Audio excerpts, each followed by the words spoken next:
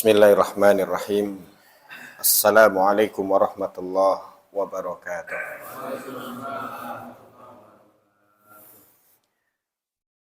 Alhamdulillahi ala ni'amihi wa fadlihi wa ihsanih. Nahmaduhu haqqa hamdihi wa nashkuruhu haqqa syukrih. Kama yanbaghi li jalali wajhihi wa azimi sultanih. Asyhadu an la ilaha illallah wa asyhadu anna Muhammadan abduhu wa rasuluh. Ya ayyuhalladzina amanu ittaqullaha haqqa tuqatih wa la tamutunna illa wa antum muslimun. Amma ba'd, fa inna asdaqal hadithi kitabullah wa khairal hadi hadyu nabiyyina Muhammadin sallallahu alaihi wa ala alihi wa sahbihi wa sallam. Wa syarrul umuri muhdatsatuha fa inna kulla muhdatsatin bid'ah wa kulla bid'atin dhalalah. Ayyuhal hadiruna rahimakumullah. Bapak Ibu jamaah Musalla Al-Jihad yang semoga senantiasa Allah rahmati.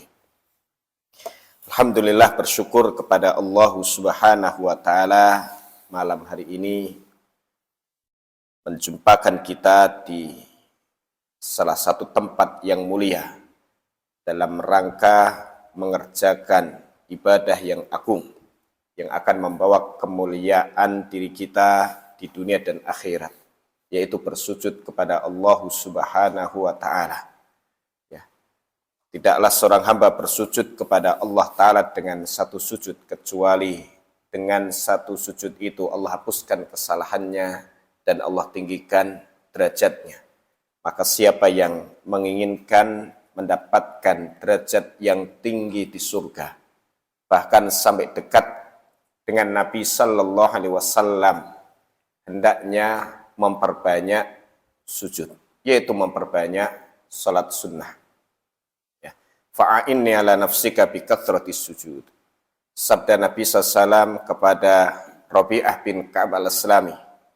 Ya, bantu aku untuk mewujudkan keinginanmu itu dengan engkau memperbanyak sujud. Dan di akhirat salah satu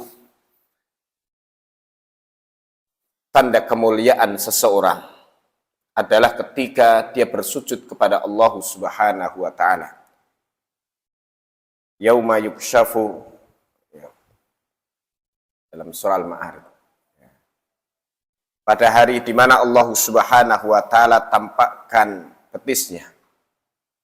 Ya. Wa yud'auna ila sujudi fala yastati'un. Maka orang-orang kafir diseru untuk bersujud, mereka tidak bisa bersujud. Khasyi'atan absaruhum tarhaquhum dhillah wa qad kanu yud'auna ila sujudi wa hum salimun. Ya. Di hari itu muka mereka tertunduk dengan penuh kehinaan. Padahal dahulu di dunia mereka diseru untuk bersujud dalam kondisi mereka masih sehat. Namun mereka tidak mau bersujud. Maka bersyukur kepada Allah Subhanahu wa taala yang memberikan taufik kepada kita, ya, untuk bersujud kepadanya. Mengerjakan salat fardu 5 waktu ditambah dengan salat-salat sunnah lainnya. Dan kemudian kita sempurnakan ibadah salat fardu kita dengan berzikir kepada Allah Subhanahu wa taala setelahnya. Maka salah satu pertolongan Allah yang istimewa untuk kita yang akan menjadi sebab kemuliaan diri kita adalah pertolongan untuk senantiasa berzikir kepada Allah Subhanahu wa taala. Maka tema kita pada malam hari ini, ya, yang materinya sudah kami kirimkan, ya, yaitu menghitung zikir tasbih haruskah dengan tangan kanan saja. Ya. Ini adalah salah satu kaifiyah berzikir setelah salat, ya, yaitu menghitung zikir dengan menghitung zikir tasbih, tahmid dan takbir. Dan ini salah satu daripada zikir yang utama setelah selesai salat fardu. Ya. Pada pembahasan sebelumnya atau di pertemuan sebelumnya pun sudah kami singgung terkait dengan bacaan-bacaan zikir setelah sholat, ya, Dan kemudian juga telah disampaikan, ya, salah satu daripada bacaan zikir setelah salat adalah membaca tasbih, tahmid, dan takbir. Ya. Kaifiyahnya, tata caranya, ada beberapa bentuk. Bisa kemudian langsung tasbih, tahmid, dan takbir. Subhanallah, walhamdulillah, wallahu akbar. Ya. Sebanyak 33 kali. Lalu disempurnakan dengan la ilaha illallah wahdahu la syarikalah, lahul mulku wa lahul hamdu wa huwa ala kulli syai'in qadir. Maka kalau ada yang membaca tasbih setelah salat, subhanallah, walhamdulillah, wallahu akbar, subhanallah, walhamdulillah, wallahu akbar, maka sah bacaan tasbih seperti itu. Ya, bisa kemudian masing-masing dibaca dalam hitungannya 1 kali, yang berarti membaca subhanallah, walhamdulillah, wallahu akbar sebanyak 10 kali. Dan pilihan kedua adalah sebanyak 11 kali. Subhanallah, walhamdulillah, wallahu akbar.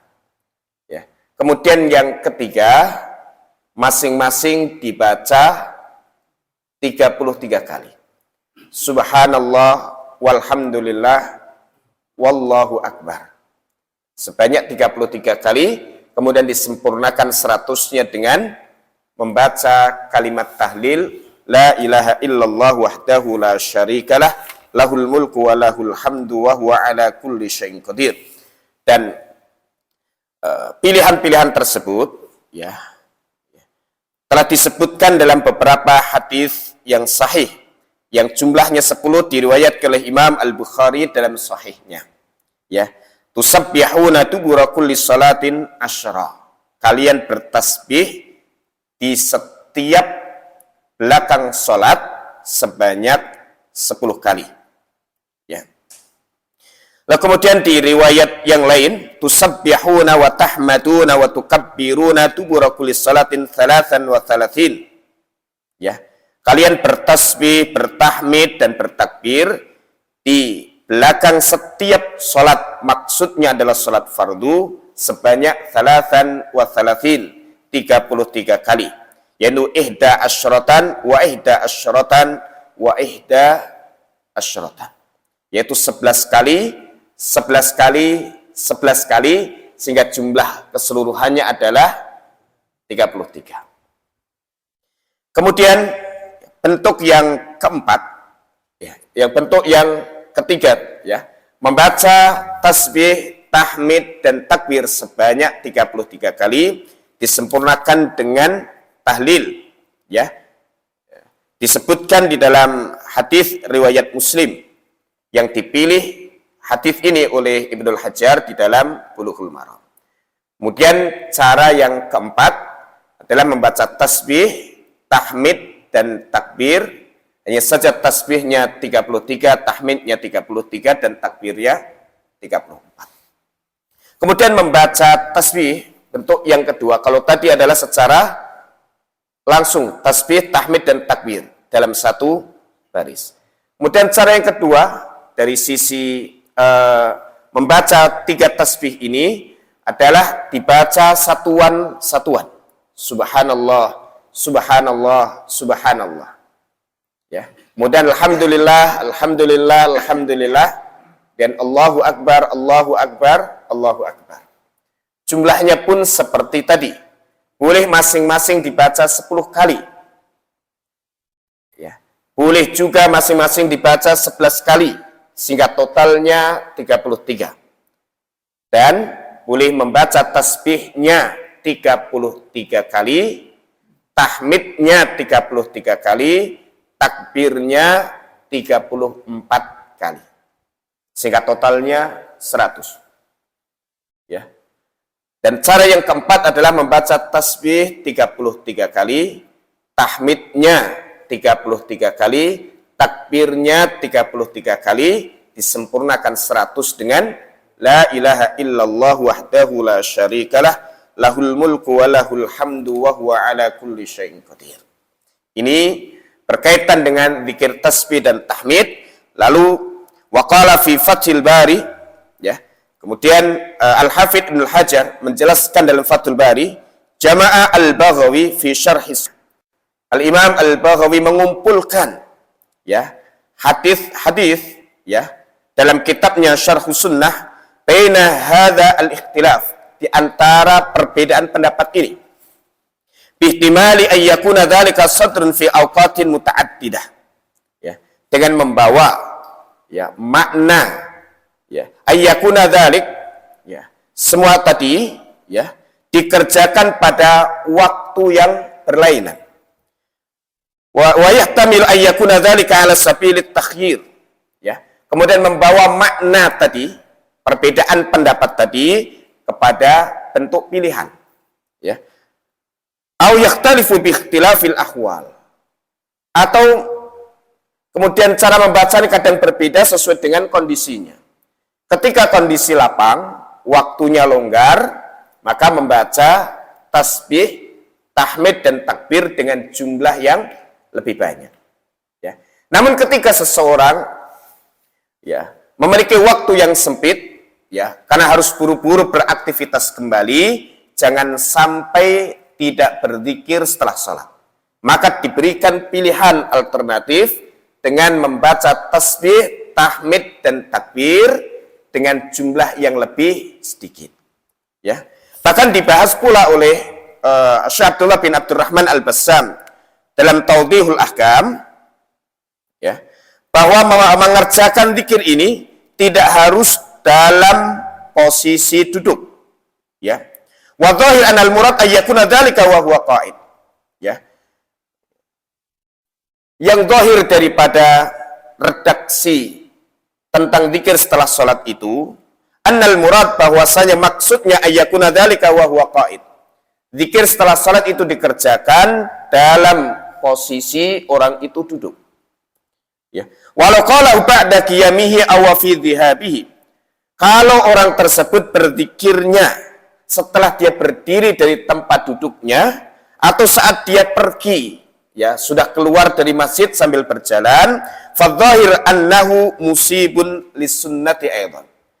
Ya, dari makna yang zahir, apa yang dikerjakan itu pun juga sesuai dengan sunnah. Ya. Itulah tahjir fi dzalik, karena tidak ada pembatasan dalam zikir setelah salat. Harus duduk di tempat salatnya, tidak harus. Ya. Walau syaghala an dzalik, kalau seandainya orang tersebut sibuk, ya, karena dia punya aktivitas berikutnya yang harus segera dikerjakan, ya. Walau syaghala an dzalik, kalau orang itu tersibukkan dari zikir, ya, summa tadzakkarahu fadzakarahu, kemudian dia teringat, lalu kemudian dia berzikir, maka fadhahir husulu ajrihi al-khas lahu aidan. Maka dari makna yang zahir, orang tersebut juga masih mendapatkan pahalanya selama jaraknya masih dekat.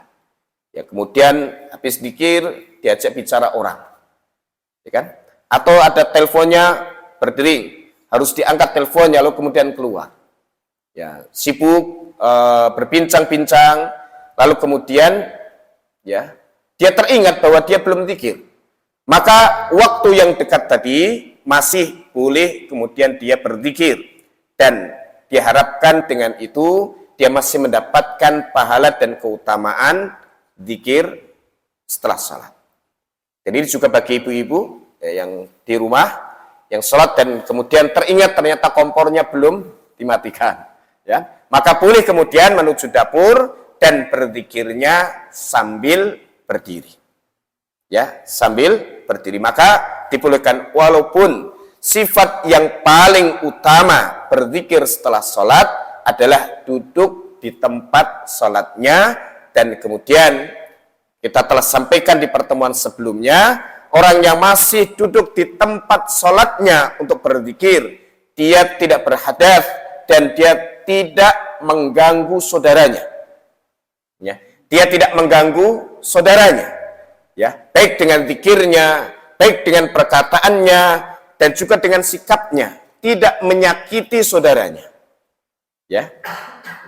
Maka kadang ada anak kecil, kemudian di masjid, namanya anak kecil kadang lari-lari, dia tidak bentak anak kecil itu, dibentak anak kecil sampai ketakutan. Maka dikhawatirkan itu bagian dari menyakiti orang lain. Dan ketika seseorang berzikir yang dengan sifat yang tadi dijanjikan dengan kemuliaan akan didoakan oleh para malaikat, maka diikat dengan syarat dia tidak berhadath di dalam masjid dan kemudian dia tidak menyakiti orang lain. Ini pentingnya di dalam menyempurnakan kesalehan melalui ibadah-ibadah yang kita tegakkan, kita sempurnakan dengan bersikap baik kepada sesama. Itulah yang kemudian disebut dengan akhlak yang mulia. Innama bu'itsu liutammima makarimal akhlak. Sesungguhnya aku diutus untuk menyempurnakan akhlak yang mulia, dan itulah puncak daripada din, yaitu ihsan. Ya, baik di dalam ibadahnya kepada Allah dan baik pula dalam interaksinya dengan sesama. Maka jika seseorang mengerjakan kebaikan-kebaikan dalam ibadahnya, tapi dia tidak menjaga hubungan baik dia dengan saudaranya, tidak menjaga hak-hak saudaranya, kemudian tidak menjaga ukhuwah, kasih sayang antar sesamanya, maka dikhawatirkan orang tersebut akan kehilangan keutamaan-keutamaan dalam amal yang dikerjakannya dan akan dihalangi dari mendapatkan ampunan dan rahmat Allah Subhanahu wa ta'ala. Nah, sebuah hadis yang sangat penting untuk kita perhatikan diriwayatkan oleh Imam Muslim dalam sahihnya dengan beberapa redaksinya. Redaksinya tidak satu tapi ada beberapa pilihan, ada beberapa bentuk. Salah satunya adalah tuftahu abwabul jannah yaumal itsnaini wal khamis. Dibuka pintu-pintu surga. Berapa jumlah pintu surga? 8. Semuanya dibuka. Bahkan keterangan dari para ulama terhadap hadis ini, bahkan tingkatan-tingkatannya pun juga dibuka. Yang berarti di hari tersebut, yaitu hari Senin dan hari Kamis, Allah Subhanahu wa ta'ala bukakan peluang kebaikan yang cukup besar supaya seseorang bisa masuk surga dan mendapatkan derajat tinggi di surga. Dan Allah Subhanahu wa ta'ala curahkan rahmatnya dan ampunannya di hari Senin dan Kamis. Dalam redaksi yang lain, tu'radul a'malu yaumal itsnaini wal khamis. Dilaporkan amal pada hari Senin dan Kamis, yaitu dilaporkan amal hamba secara pekanan satu Jum'ah, tu'radul a'mal fi kulli jum'atin marratain. Dalam redaksi yang lain, dilaporkan amal kepada Allah Subhanahu wa ta'ala pada satu Jum'ah sebanyak 2 kali, yaitu yaumal itsnaini wal khamis, di hari Senin dan di hari Kamis. Fa uhibbu ayyuradu amali wa ana shaim. Dan aku suka kalau atau saat amalku itu dilaporkan, aku dalam kondisi berpuasa. Ini hadis riwayat At-Tirmidzi. Sehingga ini menjadi dalil sunnahnya mengerjakan puasa hari Senin dan Kamis untuk kemudian berusaha mendapatkan apa yang Allah Subhanahu wa ta'ala siapkan di hari Senin dan Kamis. Yang di situ dibukakan pintu-pintu surga, yang di situ Allah Ta'ala curahkan rahmatnya, sehingga apabila seseorang mengkondisikan dirinya dengan berpuasa, mendekatkan diri kepada Allah Subhanahu wa ta'ala, maka semoga diharapkan dia mendapatkan keutamaan-keutamaan yang disiapkan di hari Senin dan Kamis. Fayaghfirullahu azza wa jalla likulli 'abdin la yusyriku billahi syai'a. Lalu Allah Azza wa Jalla akan mengampuni setiap hamba yang tidak menyekutukan Allah dengan apapun juga. Dia tidak menyekutukan Allah dengan apapun juga. Illa rajulan kana bainahu wa baina akhihi syahna, kecuali seorang laki-laki walaupun dia tidak berbuat syirik, maka dikecualikan juga. illa rajulan, kecuali seorang laki-laki yang antara dirinya dengan saudaranya ada syahna, yaitu al-bughdu wal adawah, kebencian dan permusuhan. Yang maksudnya adalah, walaupun dia ini adalah orang beriman, orang ini adalah orang yang tidak menyekutukan Allah Subhanahu wa Ta'ala, tetapi dia tidak bisa menjaga ukhuwah dan persatuan kaum muslimin. Ya. Dia membiarkan konflik dan perseteruan antara dirinya dengan saudaranya dan tidak ada usaha untuk memperbaiki hubungan dengan saudaranya. Walaupun boleh jadi dia dalam posisi yang benar. Saya kan yang disakiti, saya kan yang ditolimi, tapi kemudian dia pertahankan permusuhan dengan saudaranya. Sehingga la yahillu lil muslimin ayyahjura akhahu fawqa thalath layal. Tidak halal seorang muslim mendiamkan saudaranya lebih dari 3 malam. Tidak halal artinya haram. Haram. Nah, apakah yang diharamkan mendiamkan saudaranya lebih 3 hari hanya orang yang dalam posisi salah? Ataukah juga termasuk orang yang merasa diri dalam posisi benar, lalu kemudian tetap tidak mau menyambung ya persaudaraan dengan saudaranya tadi? Ya, maka jawabannya adalah yang kedua. Ya. Hadis itu berlaku untuk seorang muslim, baik dalam posisi yang benar atau dalam posisi yang salah. Maka kalau dia mempertahankan konflik dan perseteruan dengan saudaranya lebih dari 3 hari, maka dikhawatirkan orang ini termasuk yang ditahan dari mendapatkan ampunan. Yaltaqiyani fayu'ridu hadza wa yu'ridu hadza. Keduanya ketemu di jalan, tapi saling buang muka. Wa khairuhuma alladhi yabda'u bis salam, dan yang terbaik dari keduanya adalah yang pertama mengucapkan salam. Yang berarti menyapa saudaranya, menghentikan kebencian, permusuhan, perseteruan dan konflik dengan saudaranya.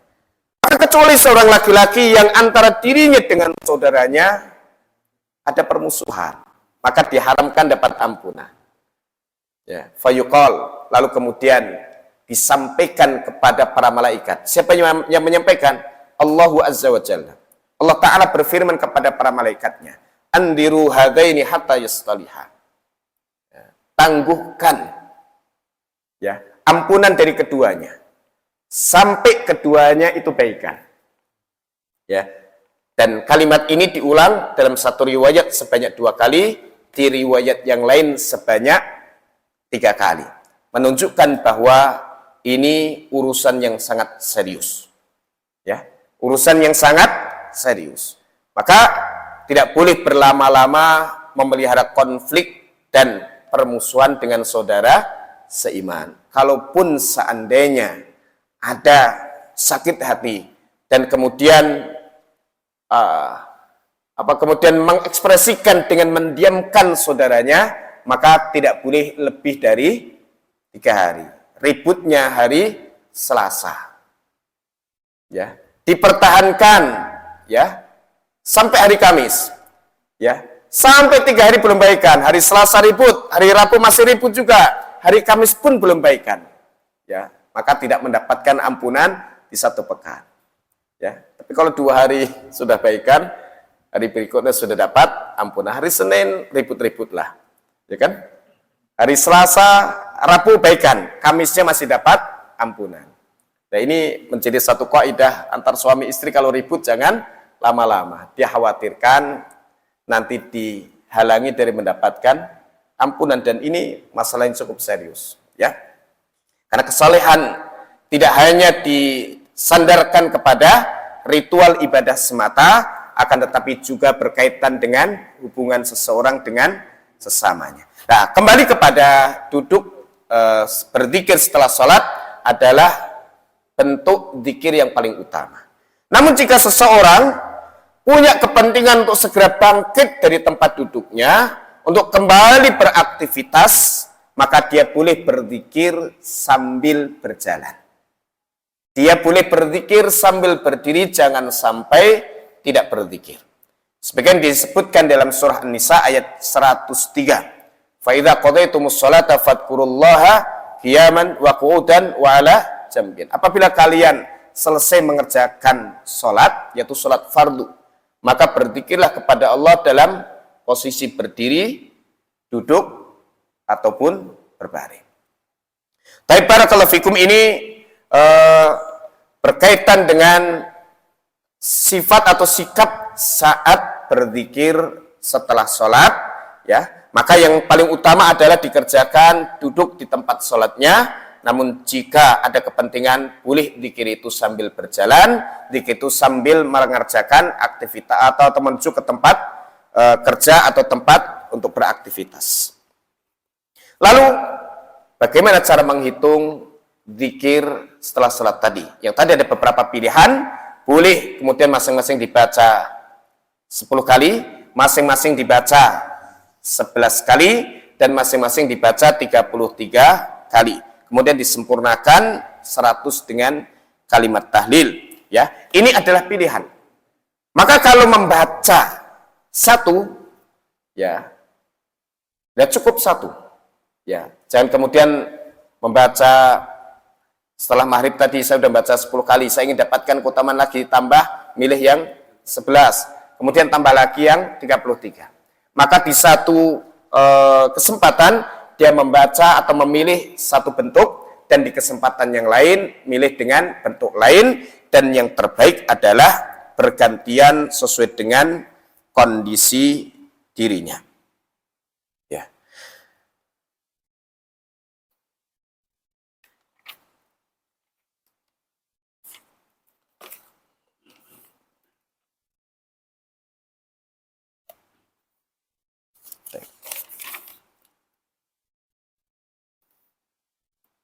Dalam keterangan yang lain, wa madama annal ahadits sahat bihadhil a'dad, ya.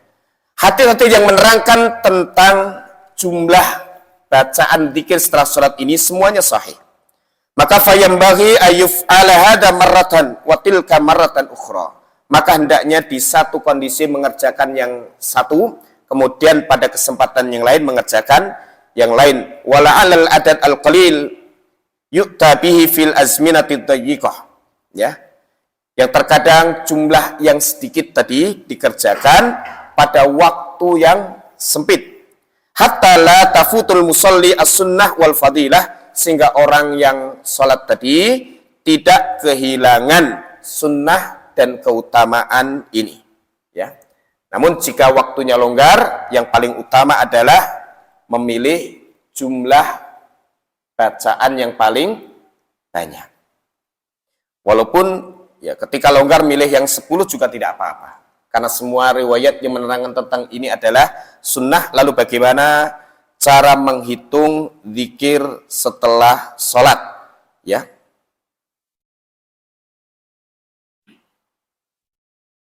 Apakah ya menghitungnya itu harus dengan tangan kanan saja, atau kemudian boleh melibatkan tangan kiri untuk menghitung zikir setelah sholat? Dan sudah kami tulis di Voice of Al-Islam, menghitung zikir tasbih haruskah dengan tangan kanan saja? Ya.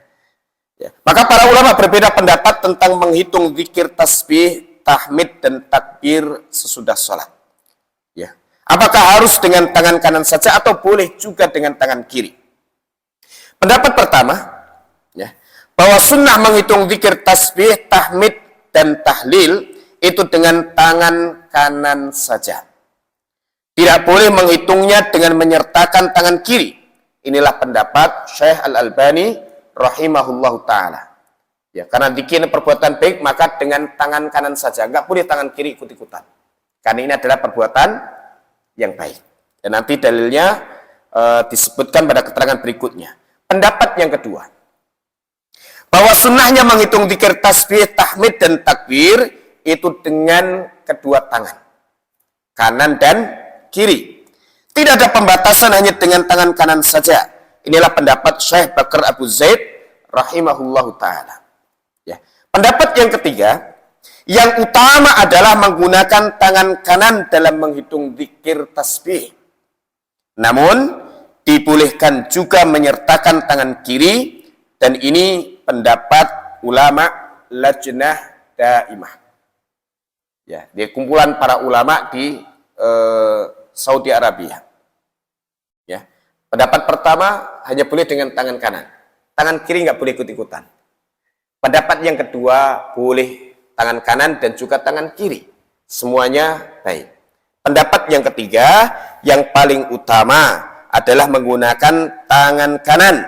Namun, jika sesekali menyertakan tangan kiri untuk menghitung tasbih, tahmid, dan takbir, maka ini dibolehkan. Namun yang utama adalah dengan tangan kanan saja, maksudnya dengan jari jemari tangan kanan. Kemudian anjuran menghitung tasbih dengan tangan. Ini riwayat-riwayat dasar yang menjadi panduan utama. Bahwa menghitung tasbih itu dengan tangan.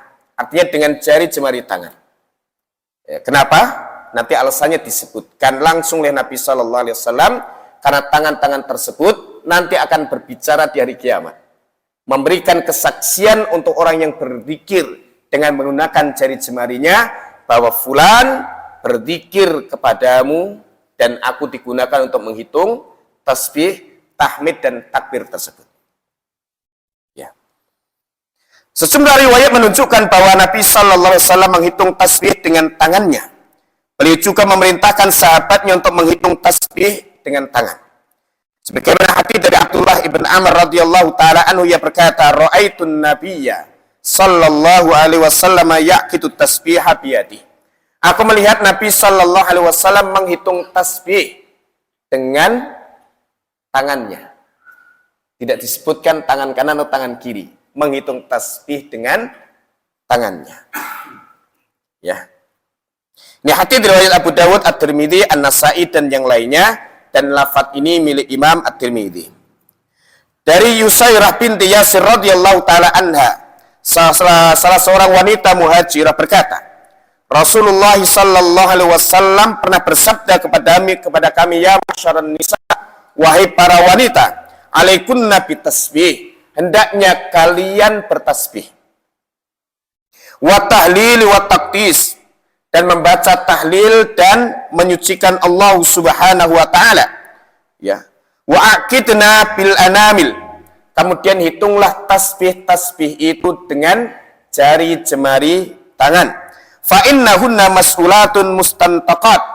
Karena tangan-tangan tersebut nanti akan ditanya di hari kiamat digunakan untuk apa? Dan tangan-tangan tersebut juga akan berbicara. Ya, memberikan kesaksian untuk pemiliknya. Apakah digunakan untuk kebaikan atau keburukan, tangan itu akan berbicara. Maka kalau digunakan untuk berzikir, dia akan berbicara bahwa saya digunakan untuk berzikir. Wala taghfulna fatansayna rahmah, maka jangan kalian menjadi orang yang lalai sehingga kemudian kalian lupa kepada rahmat Allah Subhanahu wa taala.